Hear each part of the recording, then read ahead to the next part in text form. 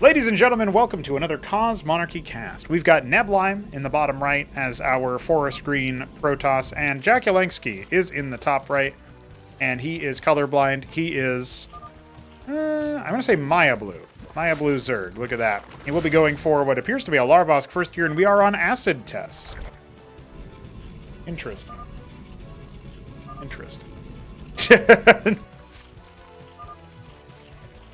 Jakulangski is not a fan of red. So these two are longtime homies, as they do share a time zone region, whatever you want to call that. And I do think that they've got lots of games against each other, and Neblime still wins the majority apparently, but Jack has taken a game before. Jack has definitely taken a game before. A number of them, in fact. It will be a simulacrum open into Rogue Gallery for Neblime. He's really mathed out a build over here. He's busy typing about oil instead of killing the scribe with his Rillarokors, so that's a bit of a goober move. Let's see if he can handle what I assume will be a Kabbalist open here as the simulacrum trudges along the lower ranks of the map. I want to take this moment to say hello to everybody and hope everybody's having a good day. These two players always produce good games, so buckle up and hope you enjoy.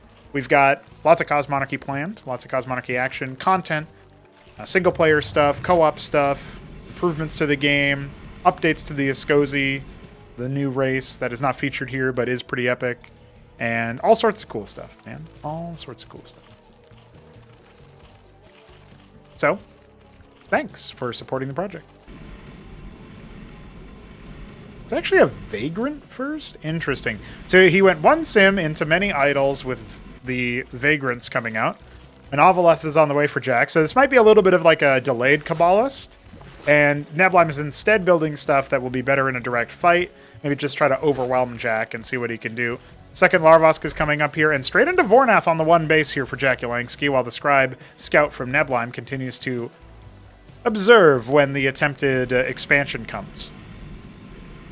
Makes sense to test a few different follow-ups here in the perspective of Neblime. He wants to make sure that he understands everything.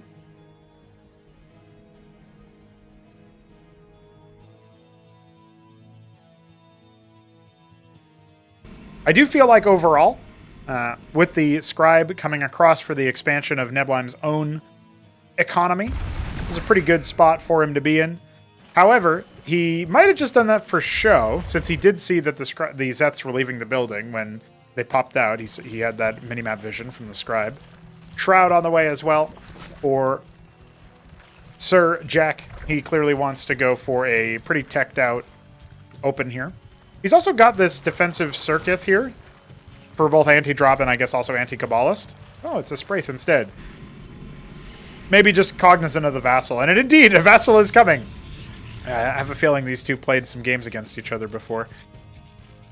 Still no expansion for the Zerg makes me a little bit nervous. I don't think you can really actuate your extra tech nodes. You know, he's making all three basic tech nodes, and he's already evolved the pool. And yet no expansion, and I guess on the one hand, his army's pretty small, so he's got a pretty good economy relative to the position you're typically in for Zerg. You know, typically you've got a bigger army, but like 14 workers, 15 workers. So that could be contributing to the decision-making for Jack here.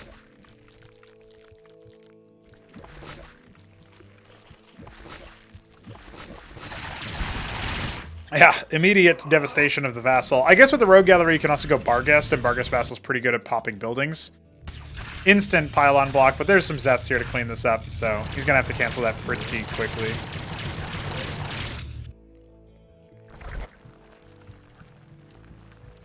And there's the hatch coming on down for that expansion. So we do have a Bulwark set up here. Very defensive open from Neblime. Not exactly bringing the pressure here. And we already have some Lakes out. So I actually think Neblime's in a pretty good spot. He's got a better economy. He's got a faster expansion timing. And he's also scouted the Shroud with that Vassal. Scouted the fact that there's a den. Knows that there's likely going to be Lakes. So he can go for his Witness, which is what the Embassy is for. So he can detect. Lake is, of course, being the Lurker equivalent, allows for Burrow. Bulwark provides static detection as well as the shield restore every 2 seconds. So I say all of this to mean that Neblime's kind of operating on a, I need to get my, more powerful production structures up later on once I get a better economy. That's his vibe. That's his goal here.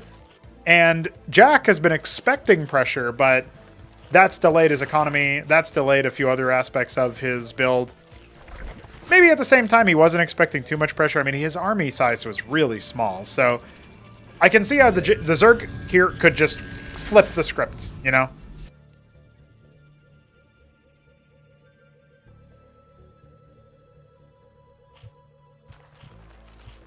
Pretty easy for the Zerg, in fact, to change up their approach entirely. Now, there's the prostration stage. That's going to be the heavy hitter for Neblime. We have these Nathrakors parked over here. Something that I haven't seen in a while is that Zeki was fully upgrading the pool and then turning that into a 2 Calculus push. And they're actually going to get caught out by the idols. Oh, but at the same time, the Witness just flies in and dies, kind of blinding both players there in terms of what is available for their opponent. So Neblime was like, I'm really cool. And then he just suicides the Witness. Not great, but he does at least relieve any potential for that Nathrakor timing without a reinvestment into it. And it's 50 Vespian. It's not nothing there for the Naths, but another pair has been made, so Jack is still going to commit to the potential. He's actually got a number of them. Still no Calcure Lake, though, so all he can do is make the Naths in general. And it looks like a third base is coming up at the 2 o'clock position. Neblime appears to be moving out, but I'm not quite sure if it's to try to step on this base. I guess so. So this is an update to Acid Test that features the high ground over here for the 3 o'clock position. Top left is also being body blocked by a pylon. Pretty crafty there for Neblime, because he's going to slow things down, and he's going to get right up on top of this position here. And since there are no Calculusks, in fact, this is going to be a pretty hard position for the ground army of jakulangski to deal with. He did not bring his Lakes. So this is just going to have to be canceled. There's no way to save this right now. There's the Lakes, but first one dies immediately. Second one, easy pickings as well. Yeah, all of them just go down without really much of a fight. The Ovalef didn't come with to deal with the Witness. And so I think Jack just kind of got annihilated, to be honest. I'm not going to mince words. That was pretty bad. And his hatch will likely end up needing to be canceled anyway. Still hasn't been able to set up a proper one over here. Doesn't even cancel the hatch. I know he's got a lot of minerals in the bank, but these are some pretty serious unforced errors. Or I guess you could argue that Neblime has been forcing them. I guess if he didn't body block with that scribe at the 11 o'clock position. Oh my god, no! Oh, you shouldn't have killed that, Neblime. That was giving you a lot of free sims. Finally, the pylon goes down. Jack can try to reset another hatch, and indeed will.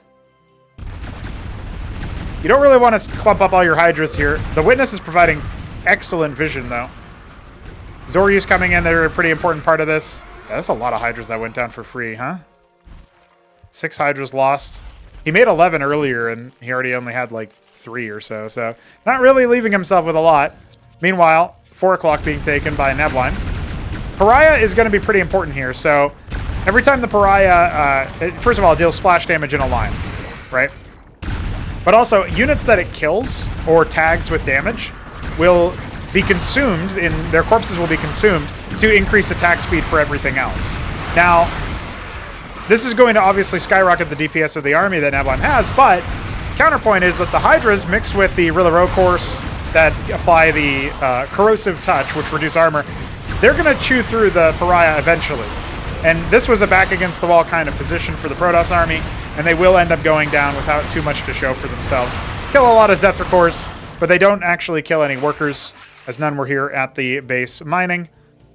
These Sims still bodyguarding the 2 o'clock position. They'll be cleaned up pretty easily. And what do we have behind that? Well, Neblime doesn't actually have the biggest army. He's adding more Pariahs where possible. More Rogue Galleries. I suppose he wants to use Vagrants as his main force here. He's just being as annoying as he can be with this position, but it will be taken by Jack after all. 18 Drolets on the way as well, and we got 5 Lakes being tailed by a Witness. So 11 o'clock will be taken care of pretty easily, and these Lakes are going to get caught out, and it's not going to take much more for one of them to go down. And there's that attack speed buff. It's pretty short-lived, so by the time they get much closer, it should be taken care of. Another update to the map removed the body blockers over here, the temples that were blocking those ramps, so maybe that side of the map will see a little bit more utility. And these ridges got added here. I was going to say geysers, but they're all ridges. Random pylon blocking the 10 o'clock spawn, or base.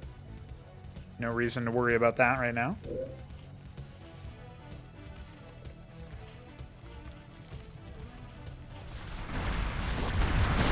Oh boy, trying to camp that front. There's a lot of pariahs with this army.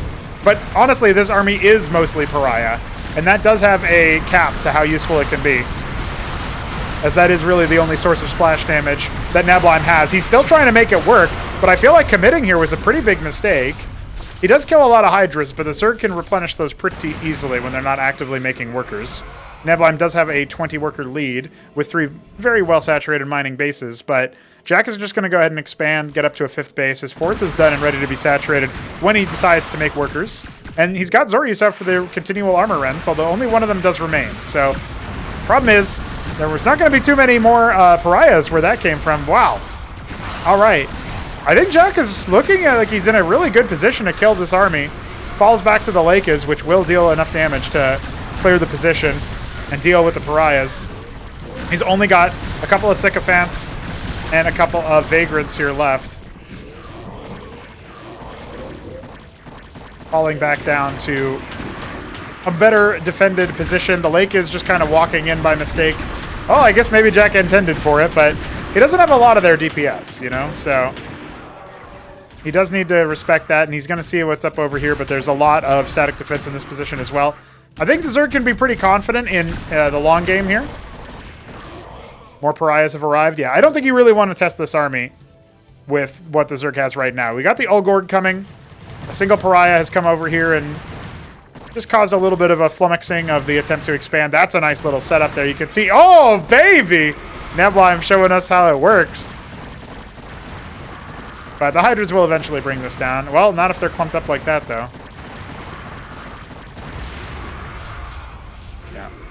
Pretty ridiculous. Now, 2 more pariahs are moving up over here. They're going to force another cancel at the...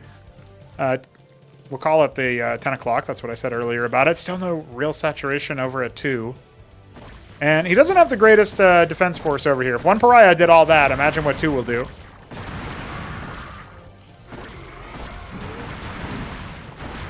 Oh, defend the workers. No! No! Yeah, he's bringing the whole army over.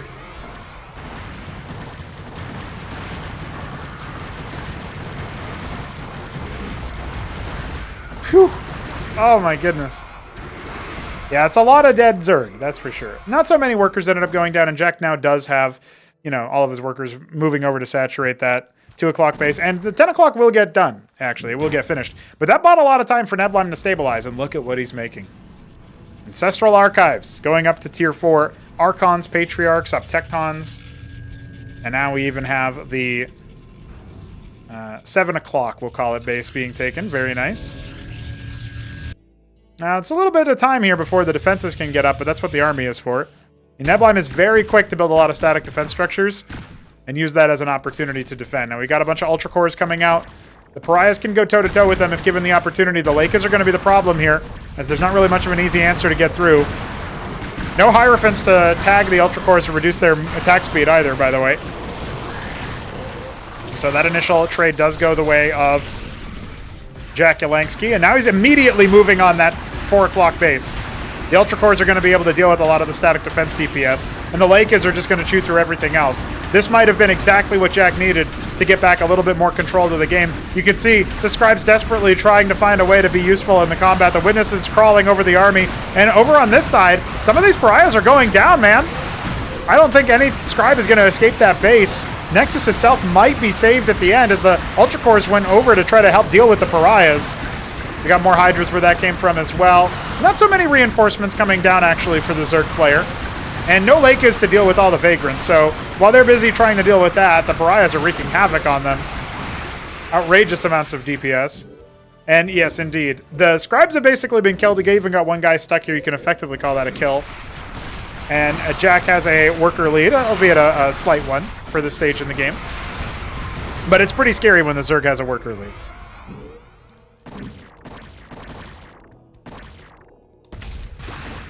Single Patriarch has arrived. That will slow things down. That does apply the slow for the Ultra Core. to deal with. More than being made, but right in the middle of the map, underneath the watchful eyes of Neblime's central witness. Got more Lakers coming as well. Definitely a good choice. Honestly, I wouldn't hate the idea of going up to the Zozark at this point, but Jack has a lot of minerals and not a lot of Vespene. Let's give a quick audit here. No gas cap for the third base. He does have one over here at the fourth at 11 o'clock. Yeah, so he's missing gas caps in a few positions there. I don't think pure Lakers is the way. This is very wasteful from Jack, and he realizes it a little bit too late there. He lost 6 Lakers just sitting there with those. Nobody bold enough to take the high ground base just yet.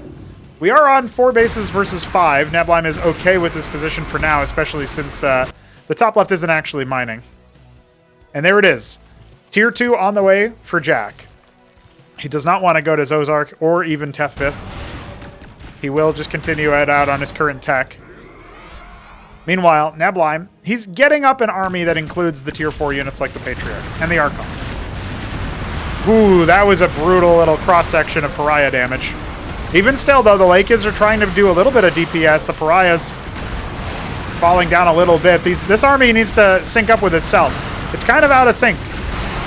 Let's see, the Lakers push forward. Hey. A lot of splash damage. The lake is not really being split. Zoryus by themselves are not going to be enough. We need some more damage. I don't think Jack should have been out across the map while he's also teching, but he is going to commit to it, and the Archon will go down. That's a Psy Storm released from the Archon's death. And we'll claim a few victims in the process. Even still, Patriarchs are staying alive. These are really the big ones. We got a Charlatan in, or a few Charlatans in, actually. Wow, talk about a lot of extra damage.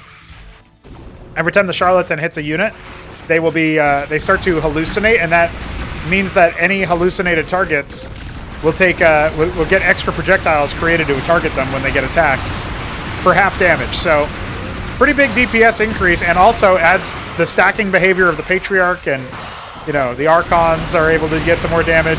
No victim. There's definitely a victim. Yeah, Jack knows. And you know that with the Archons, they are able to hold off a lot of punishment. We got more units coming in, but that was the remax from Jack. That was all he had. His tier 2 is now being set up. And the Archon stays alive. The Patriarch's keeping it healthy with their passive. Well, at least phase 1 of the... that's the old passive, so never mind what I'm saying. The Archon's just that good. I was like, how is the Archon staying alive that long? Well, we know now. We got the Gosvaleth, we got the Agroleth.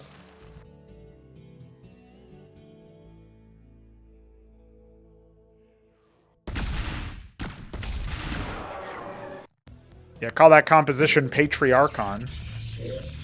Looks like this was an attempt to take 3 o'clock. 9 has been claimed by Jack. Again, the mining is pretty underwhelming here over at 10. Pretty good setup over here at the 4 o'clock and 2 o'clock for both players. But yeah, only now we see those gas nodes being taken. All right. He goes for the Tosvril Haunt. I'm guessing he's going to want some Sovraleths. Do we have Oxels? We actually only have the 1 Oxel Cesian. He needs more. Not enough Vespene right now. That's what the Excisants are for. Yeah, when you gas cap, you are... Oh my god. The Witness is watching all of these Droleths spin out because, you know, Jack never corrected the pathing for this. So, Neblime is aware. Jack is not.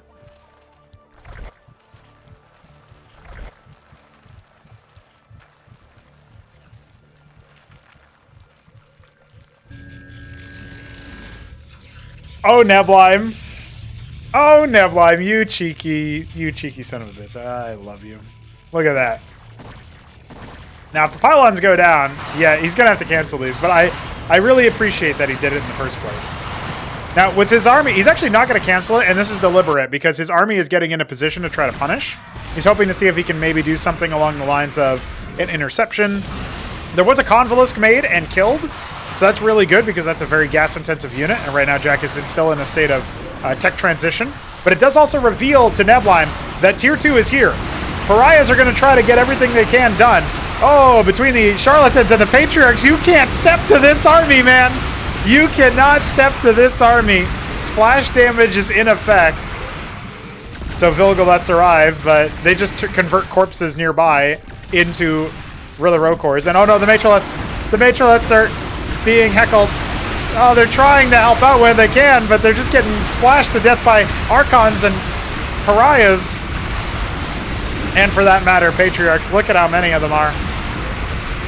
I like the idea of the Convolus, but I think it's just a little bit too late. Neblime's been allowed to achieve his endgame composition, if you want to call it that. He's even set up bottom left. 8 o'clock is his. 7 o'clock, of course, long time ago. And now 3. Woo, baby. This is a true split map situation, but we already have Neblime crossing enemy lines. Sovralets are being made. The ace in the hole, 22 Zorius, is outrageous. No, Jack! Oh, the Sovralets, they all stacked up before they could consume any corpses. There was nothing for them to eat to convert into more Sovralets. Meanwhile, 9 o'clock is all she wrote there. And I don't think this army is ever going to go down. Not enough DPS.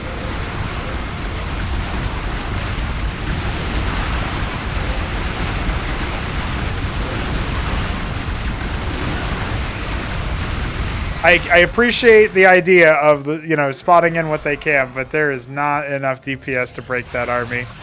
It's glorious, and 9 o'clock will belong to Neblime now. When he starts to add lattices, it's because he wants more golems. He's adding golems for late game production, just spamming out Patriarchs. What a shot! What an end game! But Neblime has done it. A banger of a match.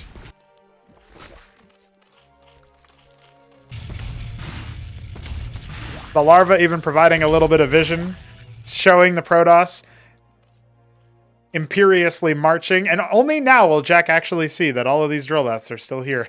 Does he correct it? No, of course not.